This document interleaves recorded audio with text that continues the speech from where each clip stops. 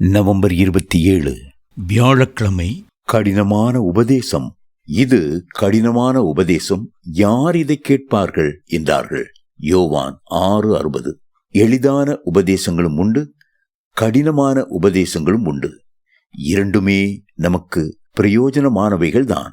இயேசு சுகமாக்குகிறார், இயேசு அற்புதம் செய்கிறார், இயேசு விடுவிக்கிறார், இயேசு கண்ணீரை துடைக்கிறார் என்கிற உபதேசங்கள் எல்லாம் எளிதான உபதேசங்கள்.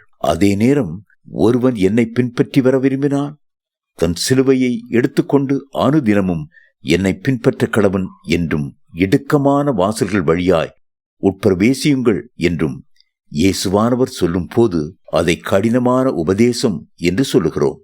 கர்த்தர் நமக்காக என்னென்ன செய்கிறார் என்பதையும் செய்ய போகிறார் என்பதையும் கேட்கும் போது நம்முடைய இருதயம் மகிழ்கிறது.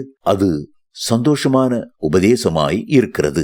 ஆனால் நீங்கள் ஆண்டவருக்காக என்ன செய்ய வேண்டும் என்று சொல்லும் போது அது கடினமானதாய் தோன்றுகிறது. மோசே நியாய பிரமாண உபதேசத்தை கொண்டு வந்தார், இயேசுவோ கிருபையின் பிரமாண உபதேசங்களை கொண்டு வந்தார். இந்த இரண்டில் கடைபிடிப்பதற்கு கடினமானது எது? நியாய பிரமாணமா அல்லது கிருபையின் பிரமாணமா? நியாய பிரமாணம் விபச்சாரம் செய்யாதிருப்பாயாக என்று சொல்கிறது. ஆனால் இயேசு இதை எளிதாக்காமல் இன்னும் கடினமாக்கினார். ஒரு ஸ்திரீயை இச்சையோடு பார்க்கிற எவனும் தன் இருதயத்திலே அவளோடு விபச்சாரம் செய்தாயிற்று என்று அவர் சொன்னார். இது எத்தனையோ மடங்கு கடினமான உபதேசம். பழைய ஏற்பாட்டில் விபச்சார செயலுக்குத்தான் தண்டனை, புதிய ஏற்பாட்டிலோ விபச்சார எண்ணத்திற்கே தண்டனை. கண்ணுக்கு கண், பல்லுக்கு பல், ஜீவனுக்கு ஜீவன் என்பது பழைய ஏற்பாட்டு உபதேசம்.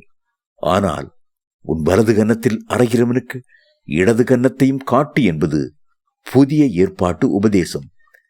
இது எத்தனை கடினமானது!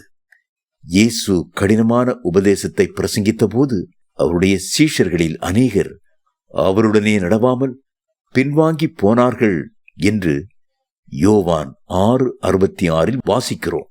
அப்போஸ்தலனாகிய பவுலின் ஊழியத்திலே கடினமான போராட்டங்களும் பிரச்சனைகளும் வந்தன.